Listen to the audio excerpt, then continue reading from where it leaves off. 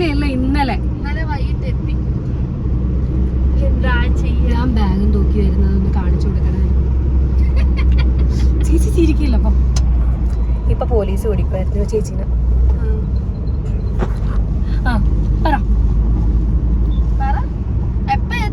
രാവിലെ ഒരാൾ റെഡി ആവാൻ കേറിയതാ. എത്ര മണിക്കൂറാണ്? എല്ലാവരും അറിയണം, ഞാൻ എഴുന്നേറ്റ് 5:30 എഴുന്നേറ്റ് ചേച്ചിനെ ഉറക്കെ എഴുന്നേപ്പിച്ച് ഒരു ബെഡ് കോഫി കൊടുത്ത് ചേച്ചി പിന്നെ എന്താ കഴിച്ചേ?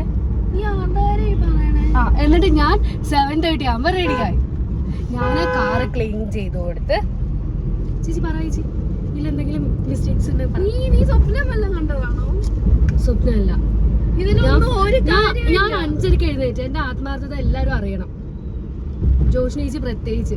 ചേച്ചി ഇന്നലത്തെ വീഡിയോ ഇതിൻ്റെന്ന് വെച്ചിടൂലേ? ഡ്രസ്സ് സ്റ്റിച്ച് ചെയ്ത് എന്റെ അവസ്ഥ എല്ലാരും ആലോചിക്കും. കാസർഗോഡ് നിന്ന് വന്ന് ഞാൻ എഴുന്നേപ്പിച്ച്. ഇങ്ങനൊന്നും പറയല്ലേ എന്റെ മോളെ. എന്നിട്ട് ഞാൻ ഡ്രൈവ് ചെയ്യാന്ന് പറഞ്ഞു. എന്നെ വിടുന്നില്ല. എനിക്ക് പോയിട്ട് തിരിച്ചു വരണമെന്ന് ആഗ്രഹമുണ്ട്. ലൈസൻസ് കാണിച്ചു കൊടുക്കും ഞാൻ. ലൈസൻസ് ഞാനും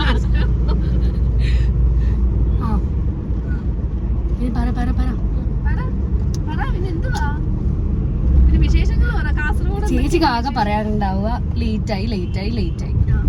പക്ഷെ നമ്മൾ 10:30 ആകുമ്പോ അവിടെ എത്തും. പെണ്ണെത്തുന്നതിന് മുൻപ് നമ്മൾ അവിടെ എത്തി എല്ലാരെയും വെൽക്കം ചെയ്യുന്നതായിരിക്കും. അതാണല്ലോ വേണ്ടുന്നത്. അല്ലാണ്ട് പെണ്ണും വന്ന് എൻഗേജ്മെന്റ് കഴിഞ്ഞിട്ടല്ലല്ലോ നമ്മൾ എത്തേണ്ടത്. ആദ്യമാണ് അവിടെ എത്തേണ്ടത്. പക്ഷെ ഇത്ര നേരത്തെ ഞാൻ പോവാറില്ല ചേച്ചി. ജോഷി കാത്തിരുന്ന് അവരുടെ പ്രണയം ഇന്ന് സഫലീകരിക്കും. പ്രണയത്തിന് എത്രാമത്തെ വർഷ? 13, 15. ആ, അപ്പൊ ഒടുവിൽ സംഭവിക്കാൻ പോകുന്നു. മിനി വർഷനാണ് ഇന്ന് നടക്കാൻ പോകുന്നത്. എൻഗേജ്മെന്റ്. കല്യാണം കുറച്ച് കഴിഞ്ഞിട്ടേ ഉള്ളൂ എന്ന് തോന്നുന്നു. ഇപ്പൊ തൽക്കാലം എൻഗേജ്മെന്റ് ആയി.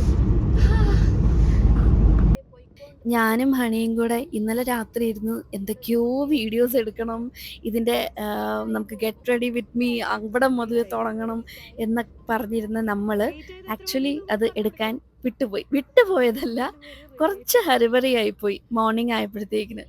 സോ അത് നമുക്ക് എന്തായാലും ഇതിൻ്റെ കൂടെ ആഡ് ചെയ്യാൻ പറ്റിയിട്ടില്ല.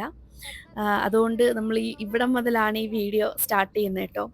സോ എന്തായാലും ഇറങ്ങിയപ്പോഴത്തേന് കുറച്ച് ലേറ്റായി. പക്ഷേ ഞങ്ങൾ ഉദ്ദേശിച്ച ടൈമിൽ എന്തായാലും നമ്മൾ എത്തിയില്ല. ഒരു 10:30 റേഞ്ചിൽ ഞങ്ങൾ അവിടെ എത്തണം എന്നായിരുന്നു വിചാരിച്ചിരുന്നത്.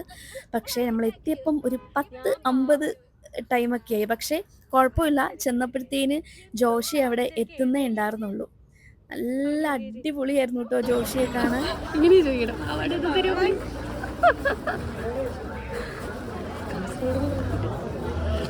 എൻട്രി എടുത്താ. അതെ, അവിടെ ചെറുക്കനെ കണ്ടില്ലേ നിങ്ങള്?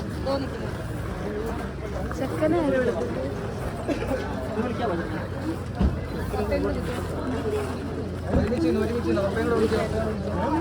പപ്പ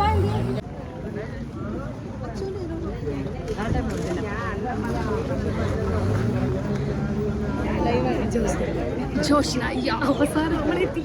അങ്ങനെ നമ്മൾ അവസാനം എത്തിയിരിക്കുകയാണ്. ജോഷി ഒരു ഹായ് പറ. ജോഷി ഇതിലേക്ക് ഒരു ഹായ് പറ. ഹലോ. അങ്ങനെ ജോഷി പതുക്കെ ഓഡിറ്റോറിയത്തിലേക്ക് പോയിട്ടുണ്ടായിരുന്നു. അപ്പം നമ്മളും കുറച്ച് താഴെ എല്ലാവരോടും ഒക്കെ സംസാരിച്ചിട്ടാണ് ഓഡിറ്റോറിയത്തിലേക്ക് കയറിയത്. അപ്പം ഇതായിരുന്നു ഓഡിറ്റോറിയം. ചെന്ന് കയറിയപ്പോൾ തന്നെ രണ്ടുപേരും കൂടെ നിൽക്കുന്നത് കണ്ടപ്പോൾ തന്നെ ഭയങ്കര സന്തോഷമായിട്ടോ. കാരണം ജോഷി എപ്പോഴും ലൊക്കേഷനിലിരുന്ന് ഈ പറഞ്ഞ പോലെ ഈ ചേട്ടൻ്റെ കാര്യം എപ്പോഴും ഇങ്ങനെ സംസാരിക്കും. അപ്പം രണ്ടുപേരും തമ്മിൽ അത്രയും അഡിക്റ്റഡ് ആണ് ആക്ച്വലി. അപ്പം അവളിങ്ങനെ പറയുന്ന കാര്യം ഇന്ന് നേരിട്ട് രണ്ടുപേരും കൂടെ നിൽക്കുന്നത് കണ്ടപ്പോഴത്തേന് ഒരുപാട് സന്തോഷം വന്നു കേട്ടോ. ഒത്തിരി സന്തോഷം വന്നു. രണ്ടുപേരെ കൂടെ ഇങ്ങനെ ഒരുമിച്ച് നിൽക്കുന്ന കണ്ടു. അതുപോലെ തന്നെ എൻഗേജ്മെൻ്റ് ആയി. ഒരുപാട് സന്തോഷമുണ്ട്. പിന്നെ അവർ ആക്ച്വലി മോതിരം മാറുന്നത് കറക്റ്റായിട്ട് എനിക്ക് കാണാൻ പറ്റിയില്ല കേട്ടോ. അങ്ങനെ നമ്മൾ കാത്തിരുന്ന ജോഷിയുടെ എൻഗേജ്മെന്റ് നടക്കാൻ പോവുകയാണ്. മീഡിയാസ് എല്ലാവരും വീഡിയോ എടുത്തുകൊണ്ട് നിൽക്കുന്നതുകൊണ്ട് നമുക്ക് കറക്റ്റായിട്ട് റിംഗ് എക്സ്ചേഞ്ച് ഒന്നും കാണാൻ പറ്റിയില്ല കേട്ടോ. ഇനിയും മീഡിയാസിൻ്റെ ഏതെങ്കിലും വീഡിയോസിൽ കൂടെ കാണാൻ പറ്റും. അതേ ഒരു വഴിയുള്ളൂ.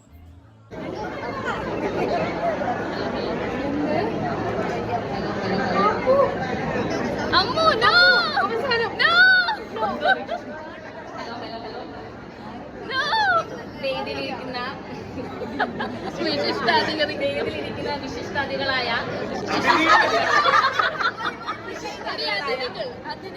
ജോഷിക്കും ശ്രീജു ചേട്ടനും അമൃത നായരുടെയും ഗീത ഗോവിന്ദത്തിന്റെയും എല്ലാവിധ ആശംസകളും നേരുകയാണ്.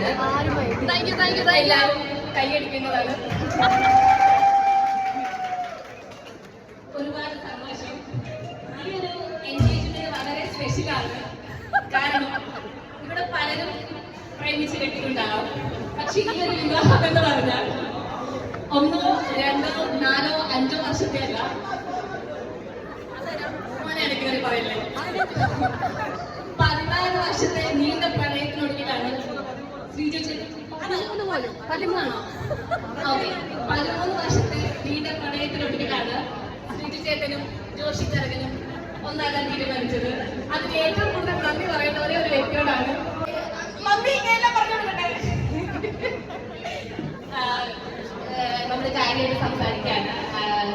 ജോഷിയുടെ എന്താ പറയാ,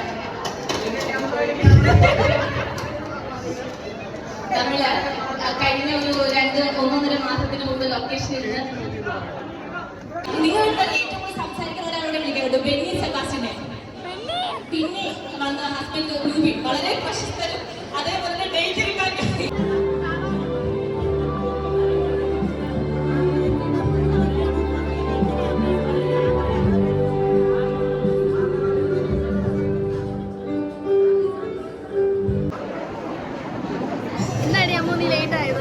എല്ലാം ഒരു കഥയാണ്. അതെന്താ പോലെ ഞാൻ പറഞ്ഞുതരാം. എല്ലാം ഒരു കഥ. നിനക്കൊരു ബുക്ക് എഴുതാനുള്ള കഥ ഞാൻ പറഞ്ഞുതരാം. അമ്മുവിന്റെ മണ്ടത്തരങ്ങൾ. മണ്ടത്തരം എന്ന് പറയാം.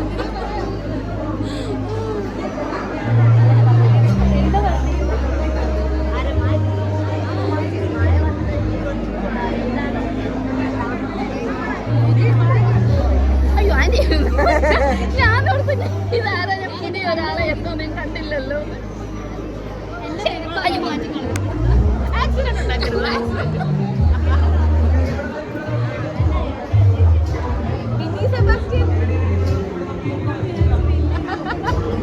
നിന്റെ വീഡിയോയിൽ നിന്ന് എനിക്ക് വീഡിയോസ് കിട്ടുന്നുണ്ട്.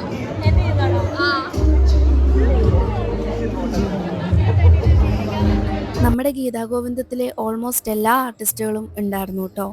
എല്ലാവരും കുറച്ച് ലേറ്റായി എങ്കിലും എല്ലാവരും വന്നിട്ടുണ്ടായിരുന്നു. വളരെ കുറച്ച് പേര് മാത്രമേ ഉള്ളൂ വരാൻ പറ്റാഞ്ഞത്. അത് അവർക്ക് അത്രയും എന്തെങ്കിലും എമർജൻസി ആയിട്ടായിരിക്കാം അവർക്ക് ജോയിൻ ചെയ്യാൻ പറ്റാതിരുന്നത്. എങ്കിലും അവർ വിളിക്കുകയും കാര്യങ്ങൾ അവിടുത്തെ അന്വേഷിക്കുകയും ഫോട്ടോസ് അയച്ചു കൊടുക്കുകയും ഒക്കെ ചെയ്യുന്നുണ്ടായിരുന്നു. സോ അവർ നമ്മുടെ കൂടെ ഇവിടെ ഇല്ലെങ്കിലും നമ്മുടെ കൂടെ, അവരുടെ മനസ്സ് നമ്മുടെ കൂടെ ഉണ്ടായിരുന്നു. അപ്പോൾ ഈ ടൈം ആയപ്പോഴത്തേക്കിന് ഞങ്ങൾക്ക് ചെറിയ വിശപ്പിൻ്റെ വിളി വന്നു. അപ്പോൾ നമ്മൾ ഓർത്തു ഓക്കെ എന്നാൽ ഇനി പോയി കഴിക്കാം എന്ന് പറഞ്ഞു. അടിപൊളി ഫുഡായിരുന്നു കേട്ടോ. സദ്യയായിരുന്നു. കിഡിലെന്നായിരുന്നു. എനിക്ക് ഭയങ്കരമായിട്ടും ഇഷ്ടമായി. ചേച്ചി വിശക്കുന്നുണ്ടോ? ഇല്ലേ? ചോറിട്ടോ ഞാൻ കഴിച്ചിട്ടില്ല.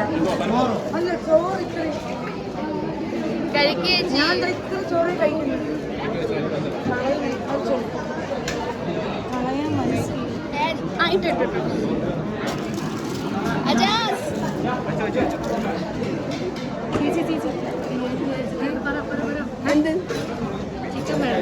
കുട്ടിക്ക് ബിരിയാണി വേണം. ബിരിയാണി അത് ഏത് ഐറ്റമാണ്? ആദ്യമായിട്ട് കേൾക്കുകയാണല്ലോ. അറിയില്ലേ? അംഗനവാടി ഞാൻ ബിരിയാണി ചോദിച്ചുള്ളൂ. ഇവിടെ ചിക്കൻ ഫ്രൈ ഏത് ഐറ്റമാണ്? അത് ന്യായമായ ഒരു കാര്യം.